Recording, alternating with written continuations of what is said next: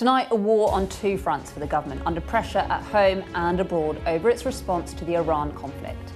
As calls mount for a cut in fuel duty to boost the economy, Rachel Reeves pledges help for consumers but warns of a cost of living hit. The economic impact of the situation in the Middle East will depend, of course, on its severity and its duration. The movements that we have already seen are likely to put upward pressure on inflation in the coming months. That as the price of oil sees its biggest single-day gain in 6 years. Our economics editor Ed Conway will tell you what it means for the economy across the world and closer to home. As the MOD releases pictures of a RAF Typhoon taking out a drone, the Defence Secretary takes aim at what he calls armchair generals amongst the opposition. Plus, after Tony Blair said that the UK should have backed America from the beginning, we look at what political leaders have learned from the legacy of Iraq. All that and more with Dame Andrea Jenkins, Kwasi Kwarteng and Tan Desi, who will be with me for the next hour. It's Monday, I'm Ali Fortescue, live from Westminster, and this is the Politics Hub.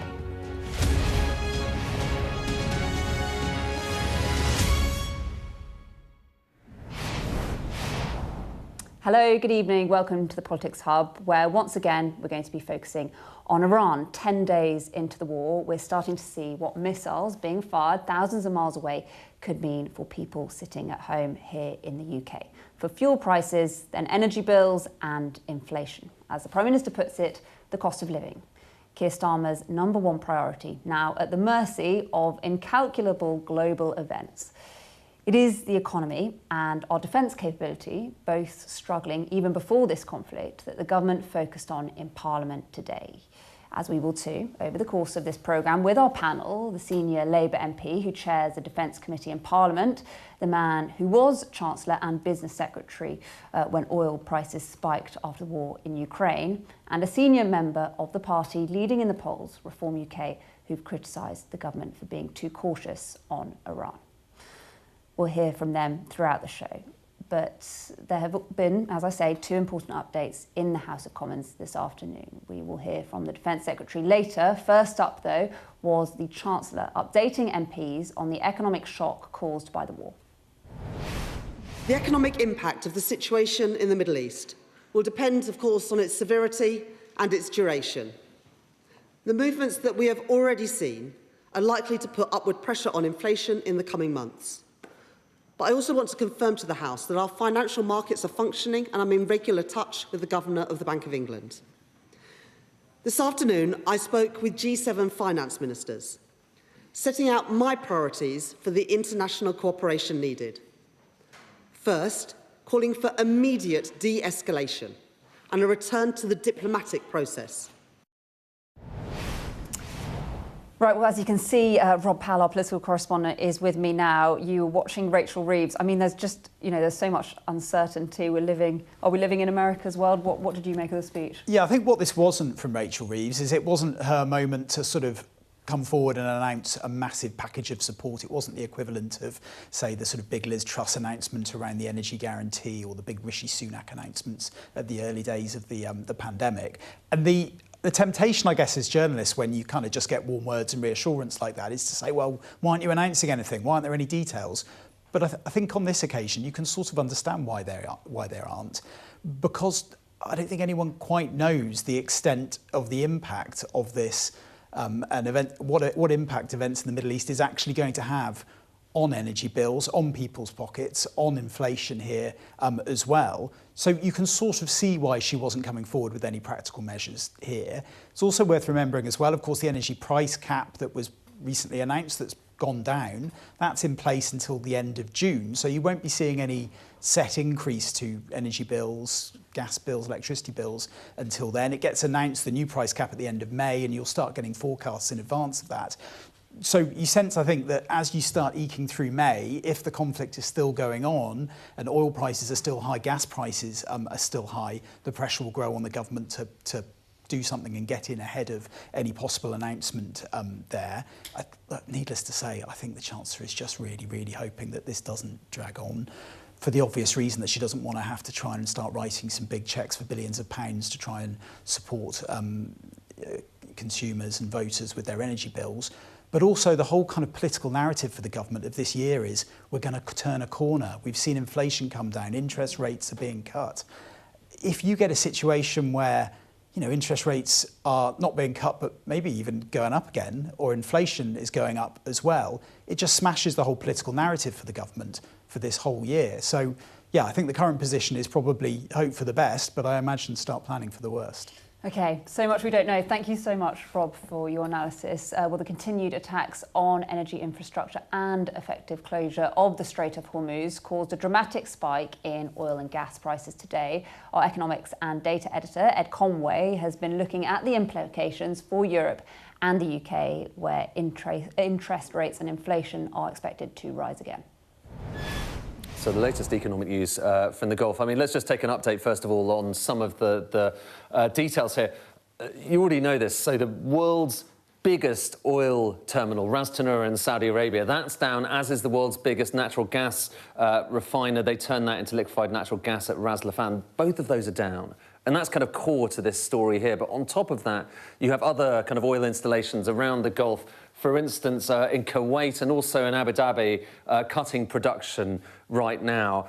And then there's the question of stuff getting through, and right now not much is getting through the Straits of Hormuz there. And all of that is causing serious consequence when it comes to oil prices, when it comes to gas prices. What I'm doing here is I'm comparing basically where oil prices went after the outbreak of the Ukraine war, and we're going to just compare that to kind of where we are this time around. Have a look at this, OK? So that line is what happened with Ukraine, kind of the days after the invasion of Ukraine. This time around, red line is showing you Iran this year.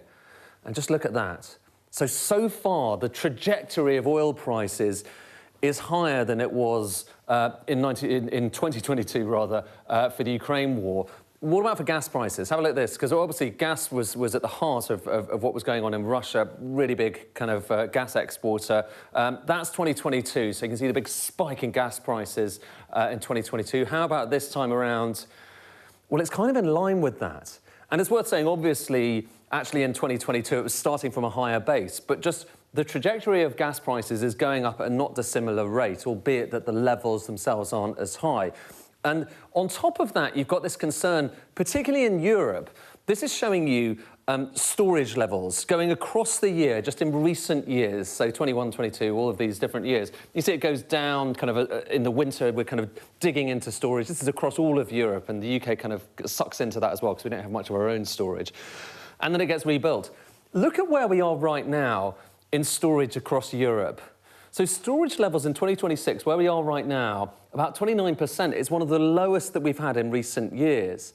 And that storage, if it's going to get rebuilt over the course of the year, it's going to be really expensive, really expensive. And higher gas prices also potentially feeding into inflation, almost certainly feeding into inflation. This is the forecast from Capital Economics for inflation this year and next year. And look, it's kind of close to the Bank of England's 2% target.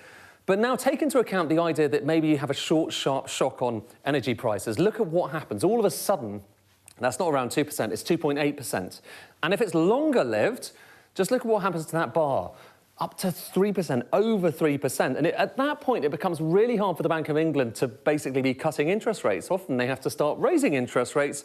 And if indeed that's going to happen, we'll have a look at what might indeed eventuate. So this is showing you Bank of England interest rates, 3.75 at the moment, percent. Back at the end of February, they were expected to come down another 2 cuts in this month, or this month, and then potentially later on this year. Just last week, it was basically a lot of economists saying, well, maybe nothing. Now, have a look at this. Today, economists expecting maybe another hike, so interest rates to go up this year. Just underlining how much the events that are thousands of miles away are shifting domestic economics here in the UK. OK, let's bring our panel in for tonight, shall we? The Reform Mayor of Greater Lincolnshire, Dame Andrea Jenkins, the former Chancellor, Kwasi Kwarteng, and the Labour Chair of the Commons Defence Select Committee, Tan Desi. Thank you all for being here. Kwasi, you were Business Secretary when the war in Energy Ukraine Secretary as well, yes. Okay, yeah, Energy Secretary as well. And you in government, I think, at that stage, Andrea Jenkins. But Kwasi, you presided over a massive package of support. What do you think we're going to see now? I think there'll be huge political pressure on the Chancellor to really, extend support to vulnerable people. The issue with that is that if it's very costly, because the gas price is what's determining the price cap, if it's very costly, if the price of gas goes up considerably, the cost of any support will be billions. And that will unravel any budget in November, because what the Treasury will want to do, the OBR as well, is say, look, you've given so many billions in support, and now you've got to try and raise the money in taxes. So, having put up taxes both years they've had budgets, the Labour government will be forced in that eventuality. We've got to remember, it might not even be Rachel Reeves in number 11 in November, and they'll have to put up taxes to pay for any energy support. So I suspect at the moment there's quite a lot of anxiety in the Treasury, and they'll be pushing back on the support. And as your reporter said, your analyst, the price cap will be announced at the end of May. So it's at that point that the pressure on political intervention, support, fiscal support, will be at its most acute. And of course, that'll come at the back 2 or 3 weeks after local election results, which all the polls suggest the government will not do very well in. So it's a really difficult political situation for them. Really difficult situation for your party. And Keir Starmer's put cost of living at the top of his priorities. You talked about cutting energy bills by £300 by the end of Parliament. Well, precisely that. Ali, cost of living crisis should be number one on the agenda. I'm glad that it is. But thanks to some of the measures that the government took, that's why the Prime Minister, as he announced, that there is more headroom that he has got to actually, him and the Chancellor, to try to resolve the situation. It was good previously when measures were taken, for example, energy price cap, that will be falling by £117 in April. That will help households. The warm homes discount of £150, which would help 1 million households across the country as well. As that, the £15 billion warm homes plan package, which would help to get the millions out of pensioner, especially pensioner, but fuel poverty as well. So a lot of measures, and also because of the measures taken in terms of clean energy, that we've got £60 billion that was secured for investment into our clean energy sector. And that's, by the way, this whole crisis underlines why it's important that we transition our economy so that we are not dependent, whether it's on dictators like Putin or whether it's on the fossil fuel sector more widely. If we don't invest in that, in the renewable energy sector, then we will not have lower energy bills going forward. And that's where I think that the government needs to be focusing in on. But at this point in time, at this point in time, it will depend on obviously how long the Iran crisis carries on for. But we need to make sure that we are doing what the Defence Secretary, I've just literally just come back from the House from the Defence Secretary's statement. And as he said, what we must urge is de-escalation and a return to the negotiation process, because this crisis will have a huge impact, not just on the UK economy, but for the global economy. Do you have some sympathy with the government, Andrea? Look, I've got sympathy with any government making tough decisions, of course I have, but your reporter mentioned he focused heavily on inflation, oil and gas, which is obviously the key elements here. But the Labour government are letting our industries go to the wall. If we take Lindsay Oil Refinery, Prax Lindsay Oil Refinery, it's got a direct line to Heathrow. And there was a deal on the table which would have saved all the jobs, no cost to the taxpayer, 1,000 jobs it would have saved. But they'd rather die on the altar of net zero. So there's going to be all these job losses. And also, if we want cheaper energy bills, in Lincolnshire, we've got this gas find. I've been openly speaking with fracking companies, and it can power Britain. So if we want lower bills and we want true energy security, we've got to have these serious conversations. Tam, why don't you come in quickly on that? See, this is the reason that we are fortunate that because of the steps taken, the £60 billion private investment, if we want to transition the economy, it's not about losing certain jobs, it's about creating hundreds of thousands of new jobs in new sectors. As the likes of Donald Trump have moved in a very different direction, What we need to do is be fit for the 21st century. We don't want to be beholden on such a crisis, so that when people who are watching Sky News, when they're thinking, oh, right, why are they mentioning the Straits of Hormuz? Why are they mentioning the Suez Canal, or what Putin is doing, or what's happening in Ukraine? If we invest in these technologies and in these sectors, then we will be in a lot safer place going forward. I sit in the middle. I mean, I was Energy Secretary and I was driving a lot of the decarbonisation agenda, and I agree with it. The problem is the facts have changed. You know, when we were pushing net zero in 2019, I think when the legislation came through, there'd been no COVID, there was no invasion of Ukraine, we didn't have a war in the Middle East. Today, all of those things are factored in. The demand for energy is really, really high, on top of the need for energy security. So I think just repeating the net zero mantra isn't going to cut it, particularly as it costs a huge amount of money. I mean, the 60 billion of private investment that we've crowded in over many years, and the government is claiming, we've crowded in hundreds of billions, but a lot of that is through subsidy. I mean, let's be honest about that. I mean, I was essentially writing the checks or advocating for that when I was Energy Secretary. I think the circumstances have changed, and I think for Ed Miliband, of course the taxpayer's paying for it. I mean, let's not be cute about that. Of course the taxpayer's paying for it, and I think that the government should change tack on the whole net zero agenda, because it'll be too costly. And you say all the numbers. God forbid this conflict continues, because they'll have to rewrite the whole thing. If oil spikes from 120, which it is today, $1 a barrel, to $150 a barrel, everything has to be rewritten. Inflation becomes much more savage. The cost of any subsidy goes higher, particularly in relation to gas prices, and all the figures will have to be rewritten. And that's where I think the maximum danger lies. Should we see a fuel duty cut, Tan? Well, look, we've already seen the freezes in previous years, and I'm glad that was what was instituted. What we've now got to see is how long is this crisis. It doesn't feel like it's the moment to remove the freeze, does it? Well, look, yeah, definitely not. I think this will now depend on how long this crisis carries on. But what the government must do, first of all, is to make sure that they are defending our citizens out in the Middle East, they're defending our allies, and we must urge that de-escalation, because this war is bad news for my Slough constituents and for people across the country, because it will unfortunately exacerbate the cost of living crisis. And the government has taken lots of great steps to ensure that we're on the right trajectory. We've had half a dozen interest rate cuts, we've had inflation reducing, but now it could, unfortunately, due to extenuating circumstances, it could now begin to rise again. Is the future of the UK economy in the hands of Donald Trump?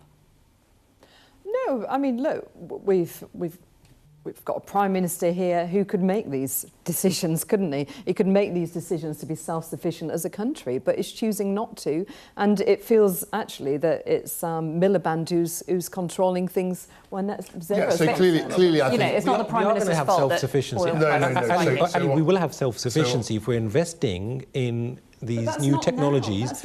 It is already having an impact, and I think this is the thing, that if we are investing in solar, onshore, offshore wind, in these renewable technologies, then that will ensure that we are a global leader. That's what other nations, including even China, have been. Over time, I think that's true. In the here and now, I don't think that will make any difference. And the gas price, forgive me, the gas price is what determines essentially the price cap. All our energy bills are basically priced off gas. So if the price of gas goes up, it doesn't matter how many renewables you build, because all the energy bills are based on gas prices. I see you nodding, Andrea. Your party's, you should do a pact. Do you agree on it? No, precisely. They don't believe in net zero at all. No, I'm just saying we should try and delay it. We should also be talking about food security. I mean, look at Lincolnshire. We feed Britain. We are the county that feeds Britain. Miliband, crazy Ed Miliband, wants to build 40,000 acres on prime agricultural land of solar farms. But that's a slightly different issue. No, it is, because then it ruins it for future generations of food security. So it's that knock-on effect. Andrew, you're doing Ed Miliband's street cred a whole load of good, because you keep mentioning him. I think his ratings amongst Labour voters and supporters will be increasing. But the thing is, they could be. But he is actually a menace in the government. Yeah, look, we need to have that self-sufficiency, and that's why we need to have an economy fit for the 21st century. We're not going to be doing that by doing how things were operating in the 20th century. What do we do so now? This We've got the gas find. We're letting our oil companies in Britain go to the wall. Yeah, and the big thing actually is we need them. which we introduced, is the energy price levy, which Labour extended. So you're essentially being taxed for, trying to use UK resources. Okay. I mean, that's insane in this time. Thank you, all three of you. We will come back to you. I know there's lots to discuss. And the Iran conflict is, of course, sure to feature heavily on our late night programme, The Wrap, tonight from 10 p.m. Here to discuss all of today's big stories and the best of tomorrow's papers will be columnist at the Daily Mirror, Kevin Maguire, and columnist at the Daily Mail, Sarah Vine. Well, as we've been hearing, there is pressure on the Chancellor to act on fuel duty. A little earlier, I spoke to David Boot from the Road Haulage Association, who's calling on the government to take urgent action. What we know from a member's perspective is that fuel prices are impacting on the ground. So the UK haulage industry is very concerned by an increase in fuel prices.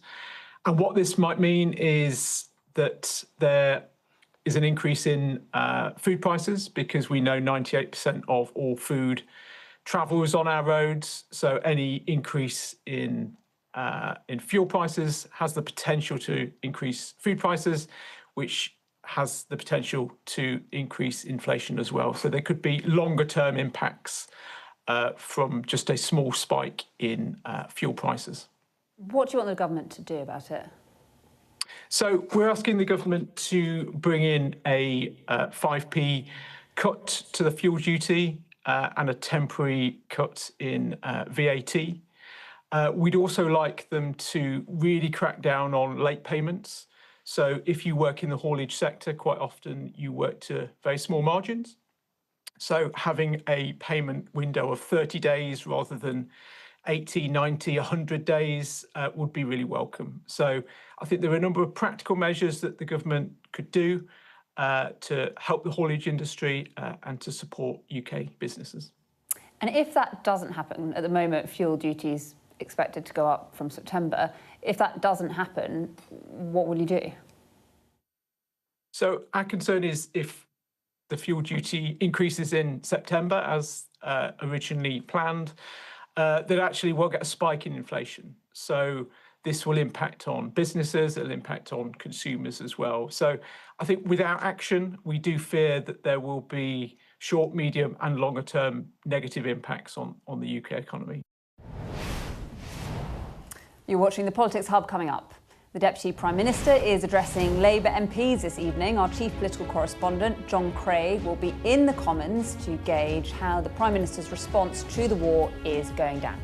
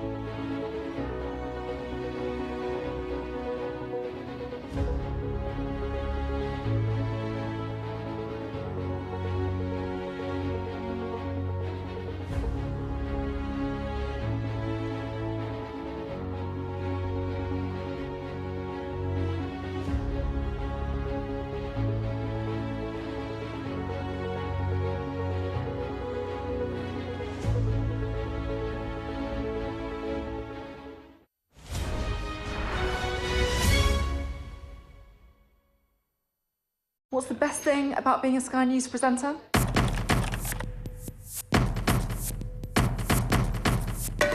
We've done the work and the reading, so you don't have to. Being a Sky News presenter. Hello and welcome, Westminster, the heart of British politics. I'm so sorry about what happened to you. So what on earth is going on? It's not true. Can I tell you what I think is really unusual? Mornings with Rich and Frost. Let's crack on. Let's get started. Well, we've had a busy afternoon in the House of Commons today, and it is not over yet. David Lammy, the Deputy Prime Minister, has been meeting the Parliamentary Labour Party, and our chief political correspondent, John Craig, has had his ear to the door. John joins us live from Westminster. John, what's the mood been? Well, I've just been talking to a very bullish David Lammy, and that's because he's pretty confident that he's seen off a sizable rebellion on his court reforms in the debate, in the vote tomorrow in the House of Commons. Now, this is all about the very controversial plans to scrap some jury trials and try a lot of offences, more offences, in the Magistrates' Court. A week or two ago, it looked as though Mr Lammy might face quite a big rebellion there. MPs like Carl Turner, the Hull East MP, were making all sorts of dire threats. But there's been a dramatic and very significant intervention in the last 24 hours from women Labour MPs. 30 or so of them have written to Mr Lammy saying, stand firm. And the argument they're using is that, of course, rape victims, victims of stalking and so on, are absolutely distraught at the prospect of having to wait till 2028 or 2029 because the defendant wants a jury trial. And it's a very persuasive argument, MPs say. Mr Lammy seems pretty confident that that argument will win the day. He said to me, the women's PLP is very powerful. And so all the signs are that when MPs vote on that tomorrow, a second reading of the Courts and Tribunals Bill, there may be a small rebellion, but he will win the day. Just after the meeting, as the meeting broke up, he was deep in conversation with Jonathan Reynolds, the Chief Whip, and all the signs are that he will win the day. And this intervention by the women's PLP, a lot of women Labour MPs speaking on behalf of rape victims, victims of stalking and other sex crimes and so on, it will prove crucial, and the rebellion, if it happens at all, will be relatively minor. Now, you may say, what happened to questions to the Deputy Prime Minister about the war in Iran? He told me there wasn't a single question about that at the meeting. Plenty, obviously, about jury trials, but compared with some of the high drama of recent PLP meetings earlier this year, bear in mind the Prime Minister has been forced to speak at 3 of them to defend his position, often perilous. There was one on the day of Anas Sarwar, the Scottish Labour leader, called for him to quit. He was in a pretty foul mood that night, but he spoke again at the PLP last week. Today, all calmed down a bit. Most of the action, as you say, Ali, has been in the Commons chamber, where we've had big statements from the Chancellor and then from the Defence Secretary. No early night for MPs tonight. I've just had one MP, in fact a minister, grumbling to me that starting at 9 o'clock tonight, there are going to be 9 votes on the legislation all about social media and protecting children and all that. There's a lot of Tory amendments, Tories trying to enforce some amendments that were passed in the House of Lords a week or 2 ago. So, plenty of action here. Mr Lammy, though, seems to be a very relieved man this evening. John Craig, thank you very much for us there in Central Lobby. You're watching the Politics Hub coming up. With the UK being warned it needs to spend more on its armed forces, the Defence Secretary hints at his Tory opposite number, calling him an armchair general. We'll discuss all of that next.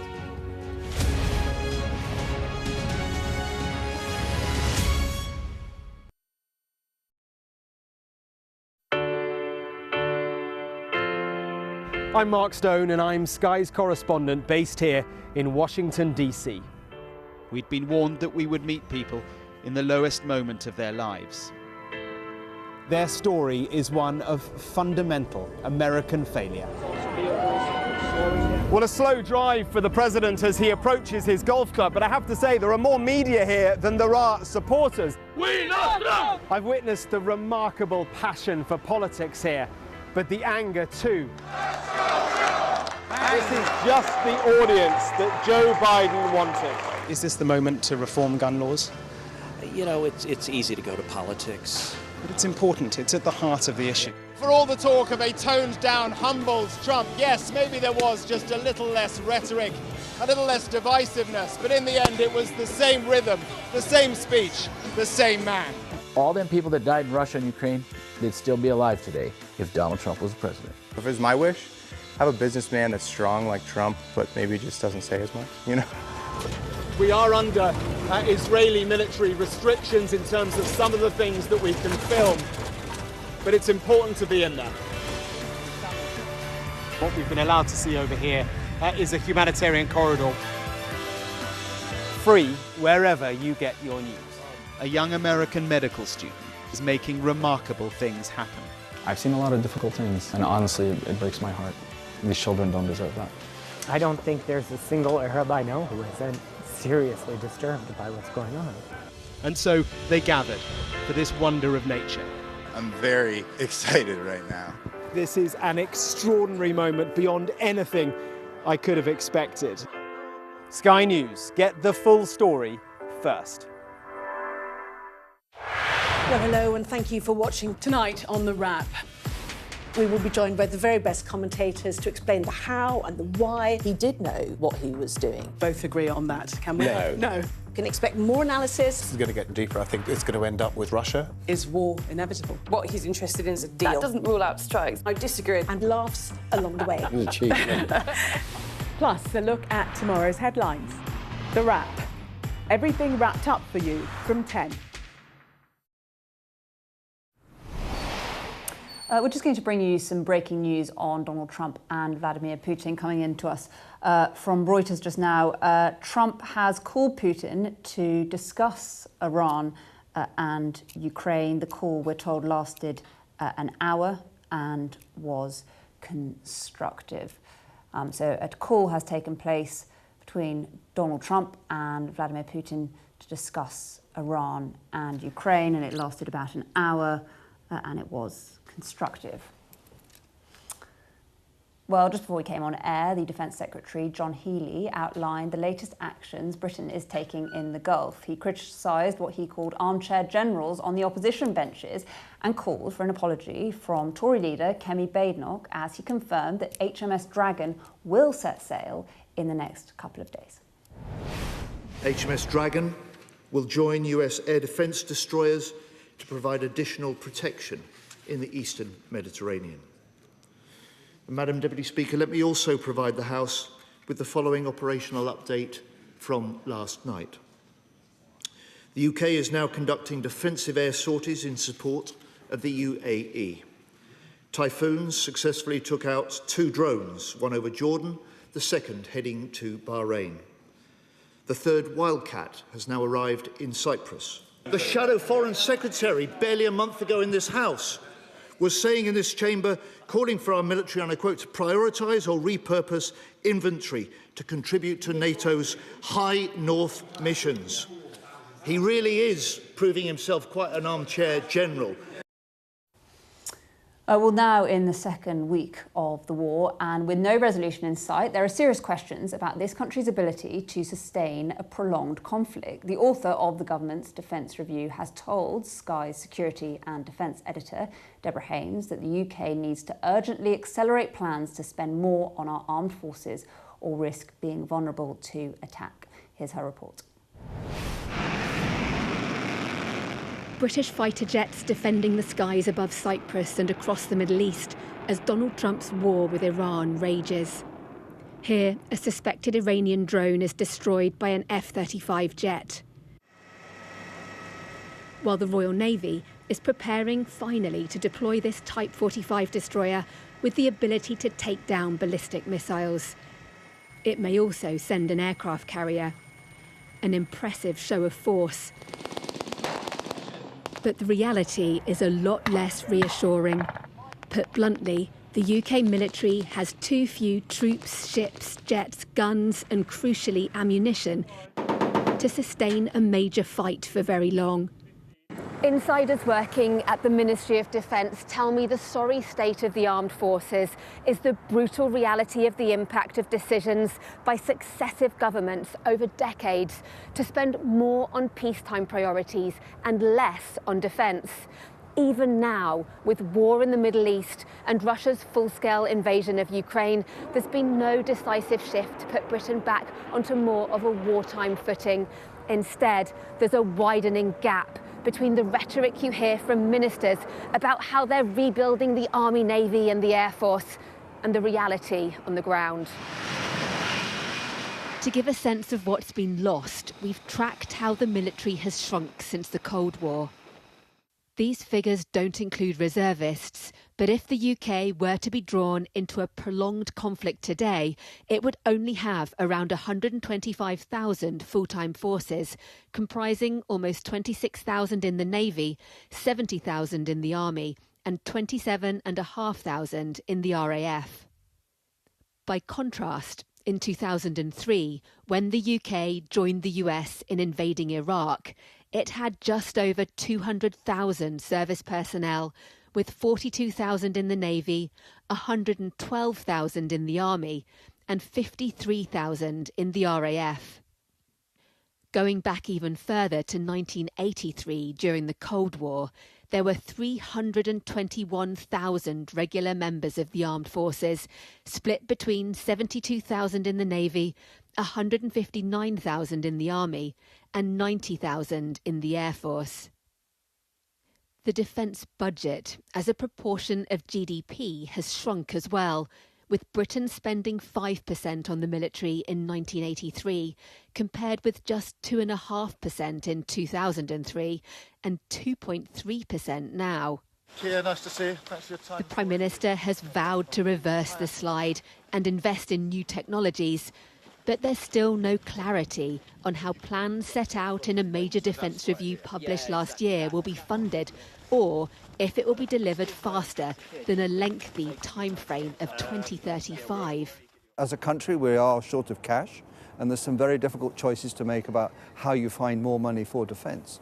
And our view was the government would have to find more money sooner. And what I would say is the world, since the review was published by the government, has just got more difficult. So the urgency is greater and the vulnerability is absolutely no less. With Britain's sovereign bases in Cyprus already in the firing line, though, the armed forces are having to fight Iran's missiles and drones with what they've got and hope it's enough.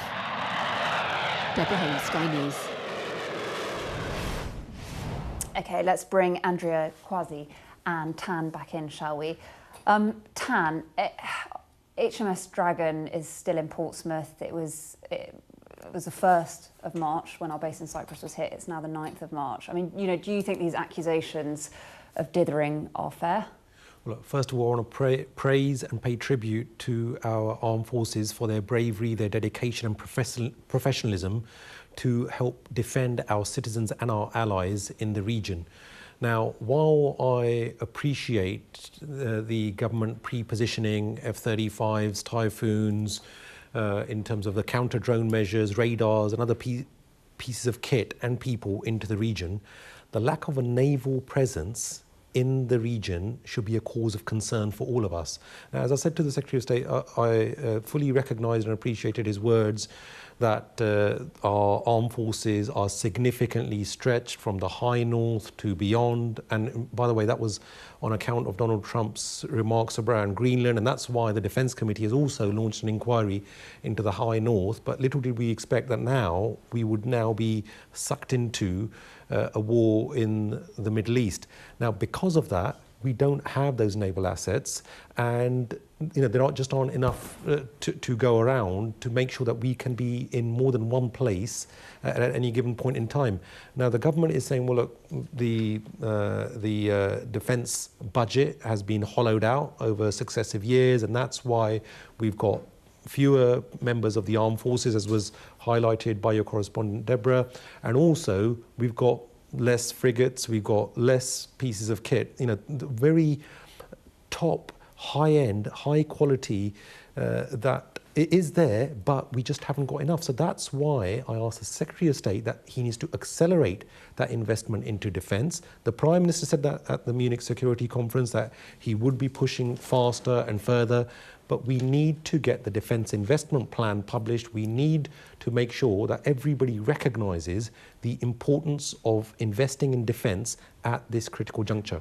I should say the pictures that we just saw were RAF Typhoon jets taking out drones in the Middle East. So, look, I'll just make 2 points on this. The first point is you need political will to be able to direct the kit that you have. And what's happened in this campaign, and Tony Blair really let the cat out of the bag, was that there was dithering on the part of the government. They didn't know whether they were going to support the Americans. They decided not to.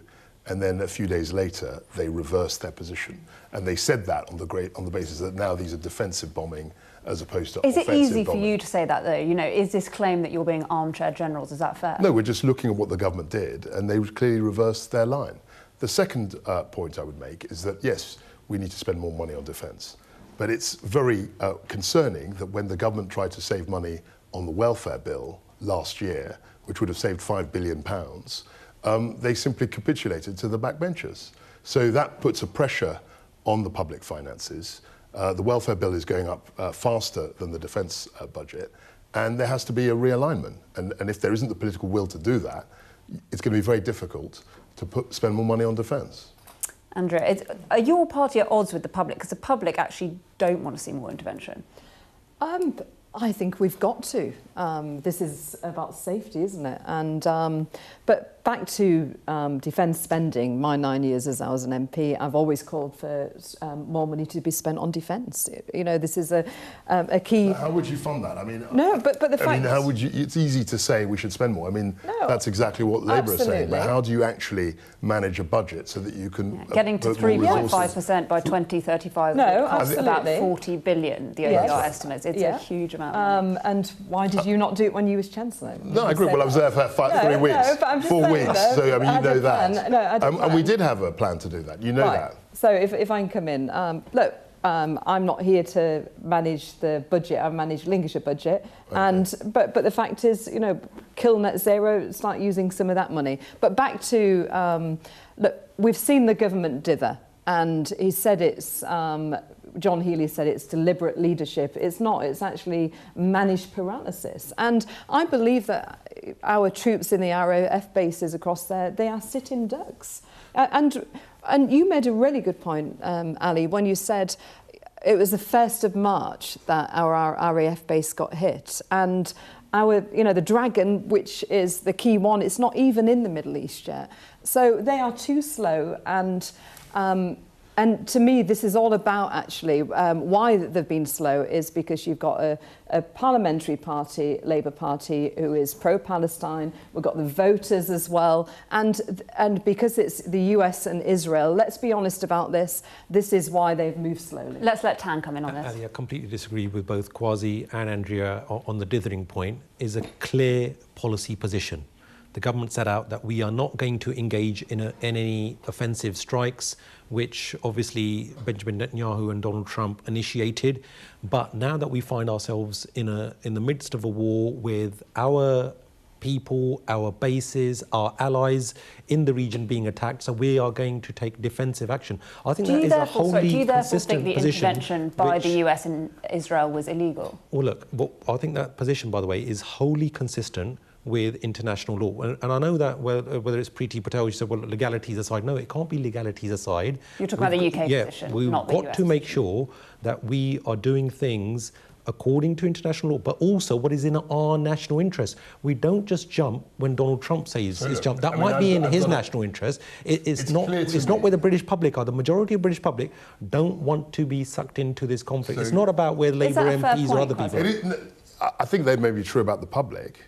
But from what I saw in Westminster and Downing Street was this war came up very quickly after a by-election where Labour lost a strong seat. I hate to bring politics into it, but that's the interpretation. They lost a strong, safe seat, as was at the general election, to the Greens. Now, we all remember the history of Iraq. We all know how the left was very, very upset about the intervention in Iraq. The Prime Minister had to face a left of his party, his backbenchers, worries about the Greens winning, and he had to manage that. And in order to manage that, he felt that it would be the wrong thing. He might have agreed with it. He might have believed in it. Andrea. But he did not. He did not. That's exactly what happened. That's exactly what happened. That's exactly what happened. No, instead of looking at the map of the Middle East, is looking at the Labour marginal seat map. Let's not. Okay, Andrea, I want to ask you a question. There's an element of politics in this. I hate to say it. Richard Tice, deputy leader of your party, said that Britain would help in any way they saw appropriate help the US. What do you think he means by that? I mean, I haven't spoke to Richard the last few days, so I am... But is there a limit to what the UK would do? Well, look, the fact is, one thing I really can't stand about the left, this is about liberating a backwards country where women are second-class citizens as well, and it's about the global tinderbox, and it's about safety on the rest of the world. Of course we've got to support. But should the Prime Minister be willing to stand up to Donald Trump? Is Nigel Farage Donald Trump's poodle? What a load of rubbish. No, he ought to stand up to his own MPs and do what's right. I'll tell you what, Farage was out there in a very treacherous mode where he is asking Donald Trump to be saying things against the UK Prime Minister about taking down a government. That's why Donald Trump then, it was no coincidence that a day after he attended, that's why he then made his statements. This whole thing is, look, with all due respect, that look, what we've got to do is we've got to be strong, we've got to invest in our defence, we've got to have sovereign capability. Very briefly, the idea don't want to be sucked into a crisis of our making. To do is for the birds. Donald Trump is Donald Trump. He doesn't take soundings from Farage, or he's not a puppet of Farage. He said what he said about Starmer because that's what he believed. Yes. OK, thank you, all three of you. We will come back to you very shortly. You're watching the Politics Hub coming up. As Tony Blair says the UK should have backed America from the beginning in Iran, which Labour Prime Minister got the UK response to war right. Blair, Starmer, both or neither?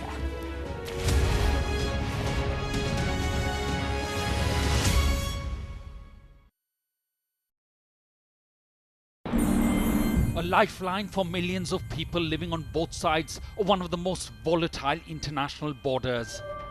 It's dams like these that have become inflection points between the two nuclear-armed neighbors, which could potentially lead to water wars in the future. A terror attack has shattered the peace and tranquility of Kashmir. At least 26 people have been killed and as many injured when militants fired upon them. I'm Neville Lazarus and I'm Sky's reporter based in Delhi. The old and young, all weary after being trapped for days as the worst floods have hit Kerala in a century. 3 days we are on a rooftop. They have no food, nothing. The roads have been inundated. The only way out is to get people by boat. There have been reported deaths and many injuries, several critical.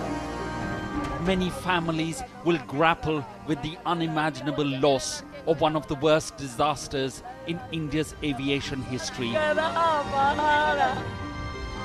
The spiraling violence between two nuclear-armed neighbors that harbor decades of hostility just seems to be getting worse by the day. Garbage dumps like this not only threaten the lives of millions of people, but also pose a deadly consequence on the environment and climate. It is a source of death, decay, disease and pollution for hundreds of thousands of people living in its shadows. There is so much disease because of this garbage. Sometimes it's so difficult to just breathe. Companies like these are helping India in its trajectory to be a serious player in space exploration. Over the next 45 days, an estimated 400 million Hindu pilgrims are expected to converge here in Prayagraj on the banks of the holy river Ganga and Yamuna. It's a real kaleidoscope of people from all walks of life. Well, hello, and thank you for watching tonight on The Wrap. We will be joined by the very best commentators to explain the how and the why he did know what he was doing. Both agree on that, can we? No. No. Can expect more analysis. This is going to get deeper. I think it's going to end up with Russia. Is war inevitable? What he's interested in is a deal. That doesn't rule out strikes. I disagree. And laughs along the way. Plus, a look at tomorrow's headlines. The Wrap. Everything wrapped up for you from 10. Well, over the weekend, we heard via leaks from Sir Tony Blair. The former Prime Minister told an event held by Jewish News, "I think we should have backed America from the very beginning."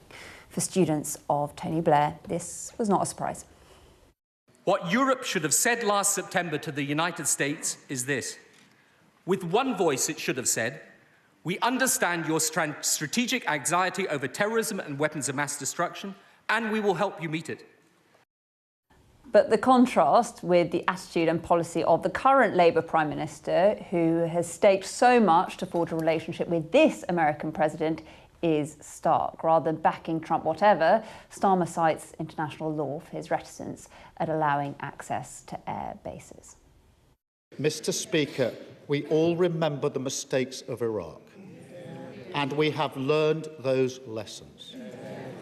Any UK actions must always have a lawful basis and a viable, thought-through plan. I say again, we were not involved in the initial strikes on Iran, and we will not join offensive action now. OK, let's bring the panel back in one last time. Tan, Kwasi and Andrea. Tan, how helpful or unhelpful do you think Tony Blair's intervention was for the Prime Minister? I think Tony needs to let the current Prime Minister do his job properly, and I think that is imperative that he does so in the national interests. And I think he's correct that we need to learn the lessons of what happened in the past. We need to ensure that it is lawful, but we don't want to get sucked into a situation where there is no plan, no strategy. When Netanyahu and Trump embarked on the strikes, where is the strategy? That's what we've got to ask. And what this is now leading to, it's not just a war between three different nations there. It's now gone into a full-blown escalation in the region. Lots of innocent people getting killed. There is now going to be a cost of living impact on our constituents, including my Slough constituents right here in the UK, because of those increase in oil and gas prices. And whereas inflation and interest rates were coming down now, Iraq, they're unfortunately going to be increasing. Does that haunt the Labour Party still? Well, look, what we've got to do is we've got to learn the lessons. That's why when the previous decisions were made on what many described as a dodgy dossier and a lot of other disparaging language, we need to make sure that we are being very, very clear-eyed, and we're going into something with a strategic plan. That's what's most important, especially in a military sense. And that's where I think the Prime Minister is right. There's no dithering going on. There is absolutely a very clear strategy that, look, we will do what is in our national interest. And at this point in time, that might not be to the liking of Donald Trump. But the other thing to note is that the US and the UK have a very close relationship, and the Prime Minister must continue to work on strengthening that relationship. It's not in a particularly good state right now. Well, look, we can't just listen to the latest social media posts of what Donald Trump's saying. It does vary week to week, and in fact, sometimes day to day as well. We've got to make sure that our wider relationships within the US, and I know there's a lot of debate, by the way, Ali, within the US as well. The opinion is hugely divided, including in Congress, and the majority of the American public aren't also in favour of this war. Look, so, I mean, thank you for letting me come in. Iraq was very different. There was that whole rigmarole about the dodgy dossier. The whole premise of the invasion was that he had weapons for mass destruction, which we never found. So the whole basis of the war was faulty. Your party backed the war. We did back it. We did back it. But we found that we didn't find the WMD, the weapons of mass destruction, and there was a huge issue around that. This is much clearer. This is something where Israel, United States, very close allies of the UK, have decided to advance this, commit this force, and we typically would be expected to help our allies. But I suppose Netanyahu's been saying that Iran's been on the brink of a bomb for the last 25 years. And we would be expected to help our allies. And it's not just those two countries that have complained. I mean, other allies have been saying, where are you? Where have you been? And this is part of the dithering. This was where they decided that they weren't going to commit, they were going to support the Americans and other allies. And then latterly they flipped, and they've had this sort of legalistic point saying that actually it's now defensive. Of course the Iranians were going to lash out. Once they were attacked, of course they were going to lash out. And it was only then that Keir Starmer created a legalistic reason for actually, backing the Americans. Andrea, would your party back boots on the ground like we saw in Iraq? No, I mean, first of all, I agree with Kwasi. This is a different situation than it was in the Blair years, and the supposed weapons of mass destruction, the dodgy dossier. But this is about safety. And, I'd rather stand with Trump, who is actually being a global policeman to ensure that, the Western nations are safe, than with this backward regime who kills their own people and treats women as second-class citizens. So, look, do I want to see British troops on the ground? Ideally not at this stage, but I do think we should be... But not never? You can't rule anything out. Look, it's too hostile. We don't know the direction it's going to go in. But should we be using more of our weapons, and should the dragon be there already? Most certainly, yeah. Well, Ali, I think Kwasi just mentioned that other allies are distraught. Well, let's just point out, it's striking, the fact that apart from Israel and the US, nobody else got involved in that offensive in that offensive operation. But the French I think whether it's the French, whether it's the Greeks, whether it's other European allies, in fact all the Arab nations as well, what they have urged is a de-escalation. They have only got involved in defensive measures, just like the UK. So I think that point needs to be made as well. And what we don't want to do is to get involved in something which, by the way, Benjamin Netanyahu has been saying for years and years. He has been urging different American presidents, along with European leaders, to take preemptive strikes against Iran. Unfortunately, we've now got a situation where Donald Trump has bitten on that, and he is now embarked on this operation. So what we need to do is we need to urge de-escalation and get that negotiation that was ongoing before. I know whether it's the Omani or others. With Iran? Well, that's exactly what was happening via the Omani. A regime that kills their own people, you cannot negotiate. Well, Andrea, you've got to use force. Via the Omanis, that negotiation process was happening, and there were good sounds that were coming out of that. In fact, that's why, whether it's the negotiators and others, they are distraught at the situation they find ourselves in. I'm sorry, Andrea, Kwasi and Tan, thank you so much, all of you, for that lively debate this evening. Our coverage of the war in the Middle East will, of course, continue on Sky News. Up next, the UK Tonight with Sarah Jane Lee. See you tomorrow night.